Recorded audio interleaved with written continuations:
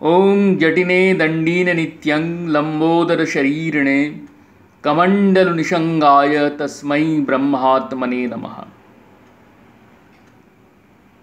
मंदिर पत्रिका पंचदश वर्ष द्वादश संख्या। दीक्षालाभ श्री कनकभूषण बंदोपाध्याय एम.ए. साहित्य तीर्थ। इंग्रेजी 1951 साले नवेम्बर मासेर माझामाझी आमी आमार माके निया कामाख्या तीर्थे गियाछिलाम। पाण्डु स्टेशने गाड़ी थामितेई पांडारा यथारीति आमादेर बंश परिचय, कोथाय बाड़ी, कोथाय घर इत्यादि जानिते चाइल। उद्देश्य जाहार खाताय आमार पूर्वपुरुषदेर परिचय लिपिबद्ध थाकिबे सेई पांडाके आमार तीर्थगुरुत्वे बरण करिते हइबे। महापुरुष पदवाच्य पूर्वपुरुषदेर नाम बलिते लागिलाम। पितामह स्वर्गीय डाक्तार हरकान्त बंदोपाध्यायेर नाम करिलाम ना, कारण जानिताम तिनि कखनो कामाख्या धामे आसेन नाई।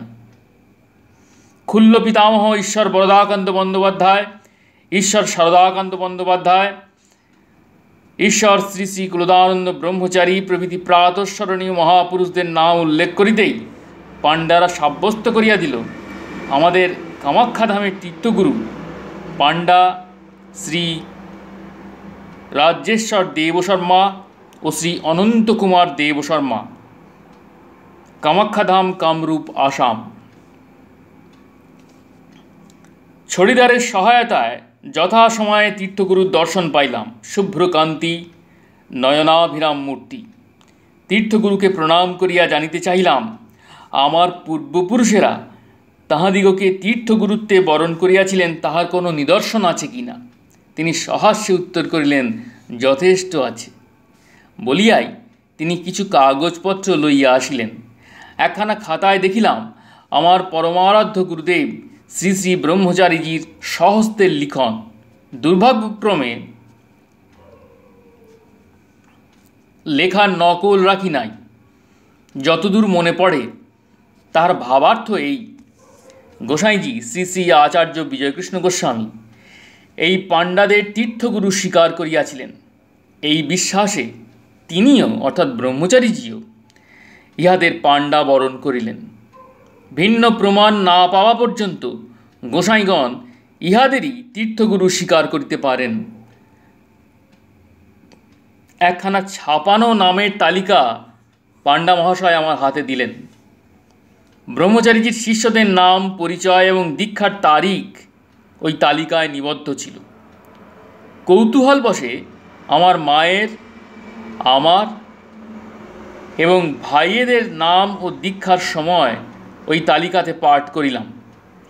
আমার নামের পাশে দীক্ষার স্থান ও তারিখ এইরূপ লিখিত ছিল, পুরী 29/2/1332। এই তারিখটি পড়িয়া অতীতের অনেক কথা মনে পড়িয়া গেল।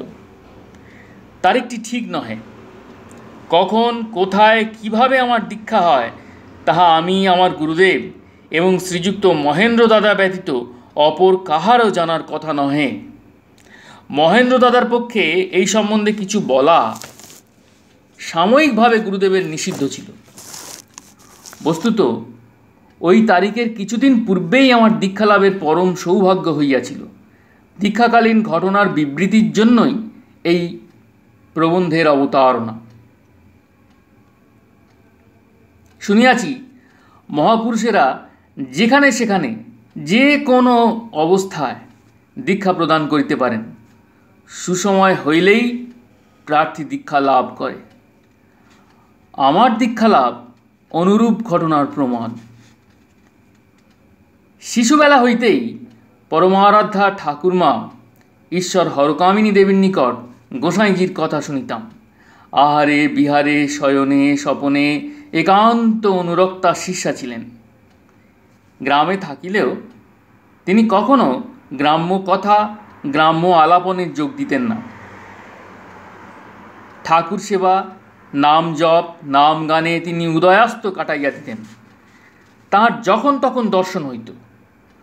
আমাদের শিশুবেলা হইতেই ঠাকুরমার দেবদেবী দর্শনের কথা শুনিয়া শুনিয়া এতই অভ্যস্ত হইয়া গিয়াছিলাম যে ইহাতে আমরা আশ্চর্য বোধ করিতাম না। ইহা অতি স্বাভাবিক ঘটনা বলিয়াই আমাদের মনে হইত। পিতা ঈশ্বর যামিনীকান্ত বন্দ্যোপাধ্যায়ও গোসাইয়ের নিকট আশ্রয় পাইয়াছিলেন। পিতা পিতামহীর নিকট অনবরত গোসাইয়ের কথা শুনিয়া গোসাইকে আমাদের অত্যন্ত আপনার জন মনে হইত। ঠাকুরমা বলিতেন, গোসাইকে পাইতে হইলে, তাহার কথা শুনিতে হইলে তাহাকে ডাকিতে হইবে। শিশু মন মন্ত্রতন্ত্রের ধার ধারিত না। ঠাকুরমার কথায় ভাই বোন সকলে মিলিয়া গোসাই গোসাই বলিয়া ডাকিতাম। বয়স বাড়িবার সঙ্গে সঙ্গে দীক্ষার প্রবৃত্তি জন্মিল। একদা পাশের বাড়িতে তাহাদের কুলগুরু নদিয়া বেলপুকুরের শ্রী নৃসিংহ ঠাকুর দীক্ষা দিতে আসিলেন।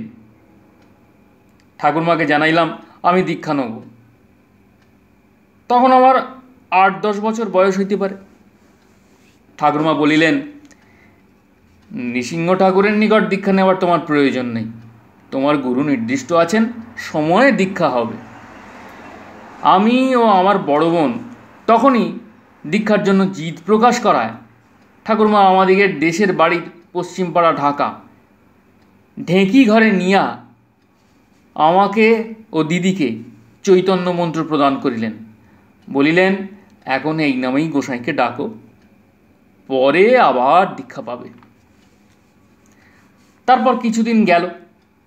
ইংরাজি 1924 সনের মাঘ মাসে আমার প্রবেশিকা পরীক্ষার প্রাক্কালে কলিকাতা আসিলাম। জানিতে পারিলাম ব্রহ্মচারীজি কর্নওয়ালিস স্ট্রিটে আশুপাল মহাশয়ের বাড়িতে আছেন। শুনিয়া সেখানে গেলাম। যথাসময়ে শ্রী শ্রী ঠাকুরের দর্শন পাইলাম। ইহাই প্রথম দর্শন। ধীরে ধীরে দীক্ষার প্রার্থনা জানাইলাম। মনে মনে দৃঢ় বিশ্বাস ছিল প্রার্থনা বিফল হইবে না। এই বিশ্বাসের মূলে ছিল অহংকার।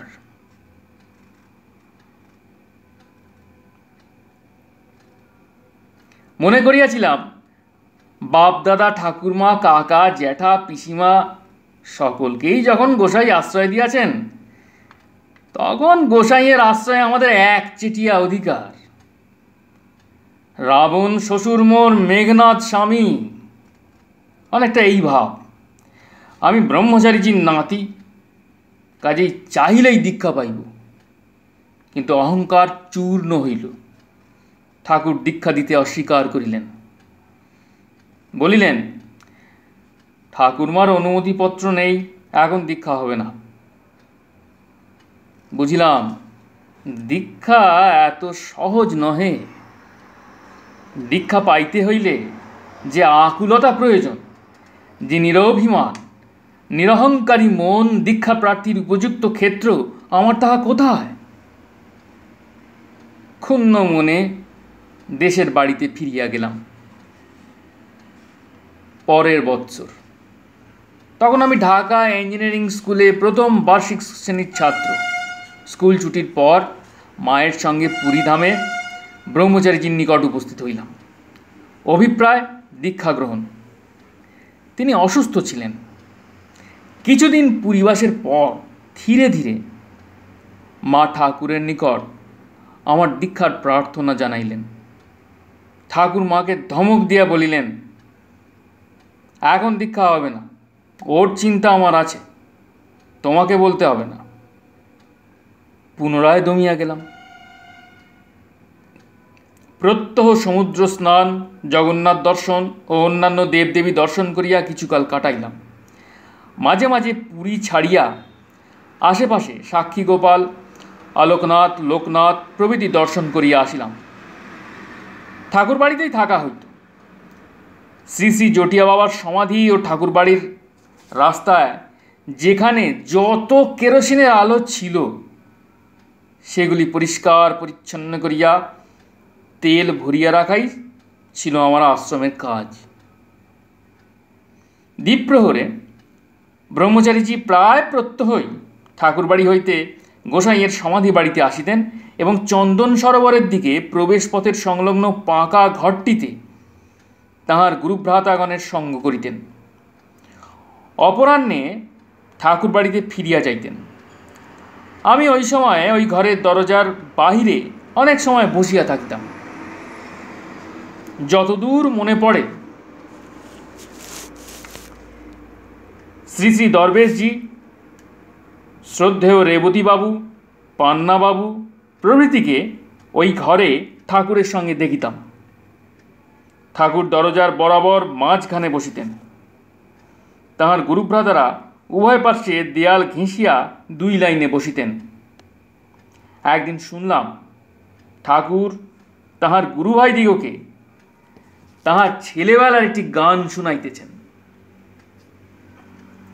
যতনে গাঁথিব আমি বকুল ফুলের মালা, দিব প্রাণ সখীর গলে, জুড়াব মনের জ্বালা। আমরা বনবাসিনী হীরামতি নাহি চিনি, সাদরে দিব মালা, করিও না অবহেলা, ইত্যাদি। এইভাবে দিন যায়। এদিকে স্কুল খুলিবার সময় হইয়া আসিল। ভাবিলাম এই যাত্রাও বিফলে গেল। ঠাকুর তো দীক্ষা দেওয়ার কোনো কথাই বলিতেছেন না। ওই সময়ে ঠাকুর প্রত্যুষে সমুদ্র তীরে বেড়াইতে যাইতেন। আশ্রমে একটি টমটম গাড়ি ছিল। একটি সুন্দর সাদা ঘোড়া ওই গাড়িটি টানিত। ঠাকুর কতিপয় শিষ্য সমভিব্যাহারে ওই গাড়িতে সমুদ্র তীরে যাইতেন। আমি কখনো ঠাকুরের সঙ্গে যাইতাম না, ইচ্ছা থাকিলেও সাহসে কুলাইত না। হাঁটিয়াই সমুদ্র তীরে যাইতাম। ফিরিবার সময় শ্রী শ্রী জগন্নাথদেব দর্শন করিয়া আশ্রমে আসিতাম। জ্যৈষ্ঠ মাসের মাঝামাঝি একদিন কি খেয়াল হইল, শেষ রাত্রিতে উঠিয়া শৌচ সমাপনান্তে 18 নালা নদীতে স্নান করিলাম। ঠাকুরবাড়ি আশ্রমের সদর দরজায় দাঁড়াইয়া আছি। দেখিলাম ঠাকুর গাড়িতে উঠিয়া সমুদ্র তীরে যাওয়ার উদ্যোগ করিতেছেন। সেদিন এক মহেন্দ্র দাদা ব্যতীত ঠাকুরের সঙ্গে অপর কেহ ছিল না। আমি কি জানি কি ভাবিয়া গাড়ির পিছনে যেখানে সহিস দাঁড়ায় সেখানে ভয়ে ভয়ে উঠিয়া দাঁড়াইলাম। গাড়ি বিদ্যুৎ বেগে ছুটিয়া চলিল।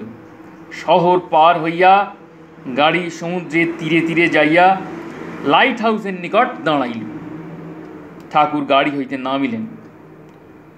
আমি ও মহেন্দ্র দাদা ঠাকুরের পশ্চাৎ পশ্চাৎ যাইতে লাগিলাম।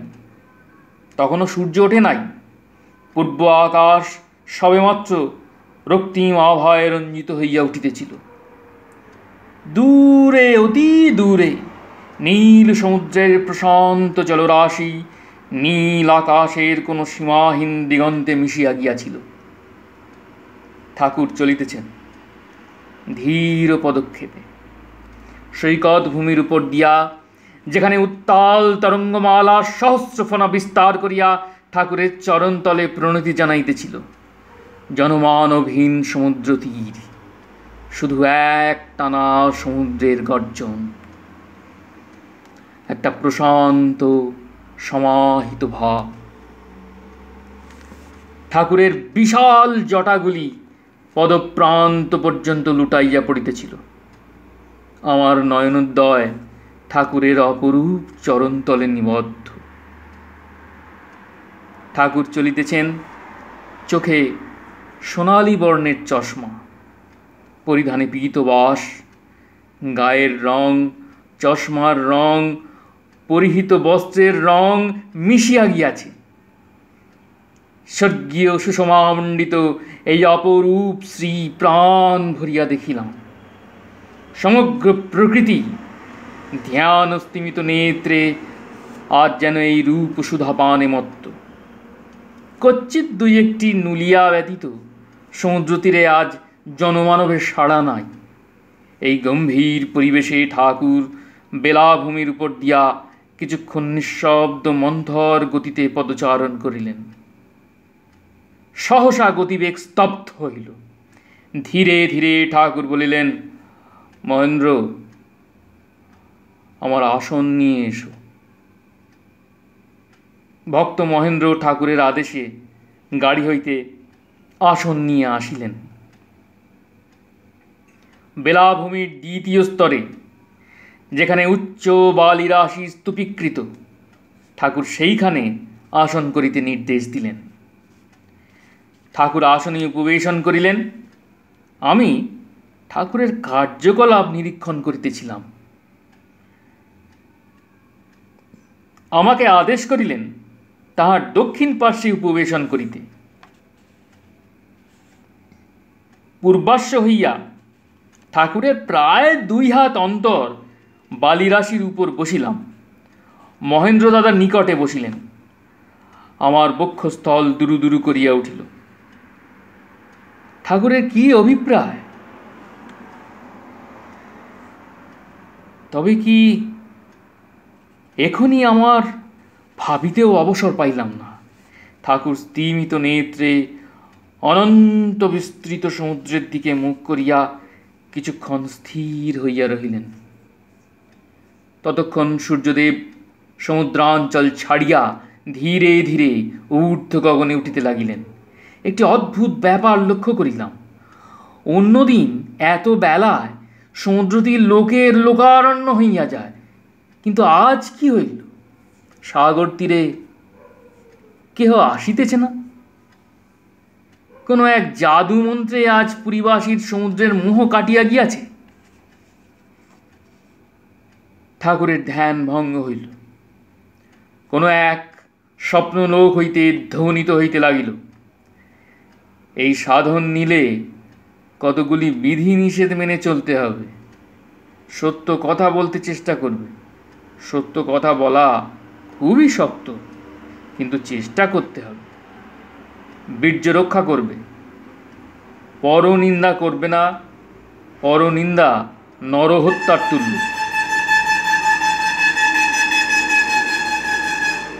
হত্যা করলে লোকের একবারে মৃত্যু হয়, কিন্তু পরনিন্দায় তিলে তিলে মৃত্যু হয়ে থাকে।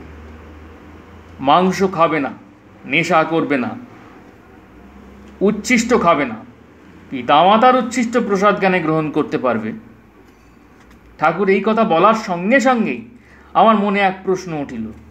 ঠাকুর পিতামাতার প্রসাদ খাইতে বলিলেন, কিন্তু ঠাকুরমার কথা তো কিছু বলিলেন না। ঠাকুরমা আমার গোসাইয়ের আশ্রিতা। তাহার প্রসাদ আমি শিশুবেলা হইতে অতি শ্রদ্ধাভক্তির সহিত সেবা করিয়া আসিতেছি। উহা আমি কি প্রকারে ত্যাগ করিব? এই প্রশ্ন মনে মনে আন্দোলিত হওয়ার সঙ্গে সঙ্গে এই অবাক কাণ্ড ঠাকুর নিজে হইতেই বলতে লাগিলেন, তোর পক্ষে ঠাকুরমার প্রসাদ খাওয়া চলবে, অনিবেদিত বস্তু খাবে না।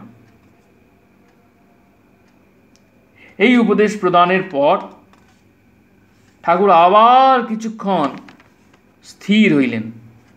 ঠাকুরের মুখমণ্ডল রক্তিম হইয়া উঠিল। অনাবৃত বালুর রাশির উপর 3 জন উপবিষ্ট। একমাত্র সমুদ্রের গর্জন ছাড়া সমস্ত পৃথিবী যেন স্তব্ধ হইয়া গিয়াছে। সূর্য সাক্ষী, সমুদ্র সাক্ষী, আকাশ বাতাস সাক্ষী। ঠাকুর ধীরে ধীরে বলিলেন, যেই নামে ভগবানকে ডাকতে হবে তাহা বলা যাচ্ছে। এই বলিয়া ঠাকুর অপ্রাকৃত নাম উচ্চারণ করিলেন। নাম শ্রবণ মাত্র আনন্দে আত্মহারা হইলাম। মনে হইল এতদিনে পূর্ণকাম হইলাম। ঠাকুর মন্ত্রার্থ বুঝাইয়া দিলেন। বলিলেন, শ্বাস প্রশ্বাসের দিকে লক্ষ্য রেখে প্রতি শ্বাস প্রশ্বাসে নাম করবে। মন্ত্রার্থ চিন্তা করে নাম করবে। প্রতিটি শ্বাস প্রশ্বাসে অন্তত একটি মন্ত্রাক্ষরও থাকা চাই। সর্বদা হাতের কর ধরে রাখবে। এইবার প্রাণায়াম শিক্ষা দিতে আরম্ভ করিলেন। আমি কিন্তু একটা অস্বস্তি বোধ করিতে লাগিলাম। ভাবিতেছিলাম, এই বুঝি লোক আসিয়া পড়িল। কিন্তু আশ্চর্য, তখনও পুরীবাসীর মোহ কাটে নাই। সমুদ্র অঞ্চলে তখনও লোকের গতায়াত অনুভূত হইতেছে না। বিশ্বনিয়ন্তার কোনো মৌন আদেশে সমুদ্রতীর আজ প্রবেশ নিষেধের আওতায় পড়িয়াছিল। প্রাণায়াম দেখাইয়া ঠাকুর মহেন্দ্র দাদাকে বলিলেন, একে তুমি প্রাণায়াম শিখিয়ে দিও। আমাকে বলিলেন, প্রণাম কর। আমি রক্তপলাশ চরণযুগলে দুই হাতে মস্তকে ধারণ করিয়া বালুকারাশির উপর উপুড় হইয়া প্রণাম করিলাম। তিনি বরাভয় কর মস্তকে স্থাপন করিয়া কহিলেন, মস্তকে স্থাপন করিয়া রহিলেন। কিছুক্ষণ গেল, ধীরে ধীরে উঠিলাম। ঠাকুরের আদেশে আসন তোলা হইল। তিনি মহেন্দ্র দাদাকে বলিলেন, এই দীক্ষার কথা এখন প্রকাশ করো না। সূর্যদেব ততক্ষণে অনেকটা উঠিয়াছেন। দেখিতে দেখিতে সমুদ্র তীর জনসমাগমে পূর্ণ হইয়া উঠিল। কি যে হইয়া গেল কেহ দেখিল না, জানিল না। মহাপুরুষেরা তাহাদের নির্দিষ্ট কার্য সমাপ্তির জন্য প্রয়োজন বোধে যে অলৌকিক শক্তি প্রয়োগ করেন তা প্রত্যক্ষ করিয়া ধন্য হইলাম। আশ্রমে ফিরিয়া গেলাম, মনে আনন্দ ধরে না। মাকে গোপনে জানাইলাম। কিছুদিন পরে একদিন সকালে, বোধ হয় বেলা 9টা কি 10টা হইবে, আশ্রমে অনেকের দীক্ষা হইবে। ঠাকুর খবর পাঠাইলেন, আমাদের কাউকে ডেকে নিয়ে এসো। আমার আটপৌরের নাম কৃষ্ট। দীক্ষাস্থানে বসিতে আদেশ করিলেন। দীক্ষা প্রার্থীদের সঙ্গে উপবেশন করিলাম। ঘর ধূপ ধুনার গন্ধে আমোদিত। সমস্ত গৃহখানা গুরুভ্রাতা, ভগিনী ও দীক্ষা প্রার্থীদের দ্বারা পূর্ণ। মাকেও দেখিলাম। যথারীতি সাধন দেওয়া হইল। গুরুভ্রাতা ভগিনীরা সকলে ঠাকুরের সঙ্গে একযোগে প্রাণায়াম করিলেন। লোকে জানিল এই দিনই আমার দীক্ষা হয়। এই দিন তারিখই শ্রী শ্রী ব্রহ্মচারীজির শিষ্য তালিকায় আমার নামের পাশে উল্লিখিত। শ্রী শ্রী কামাখ্যা ধামে তীর্থগুরুর গৃহে ওই তালিকা দেখিয়া মুহূর্ত মধ্যে অতীতের গুরুলীলার এই অভিনব দৃশ্যপট আমার মনের কোণে খেলিয়া গেল। জয় জটাশঙ্কর, জয় ব্রহ্মচারী মহারাজ, জয় গুরু, জয় গোসাই, প্রণাম।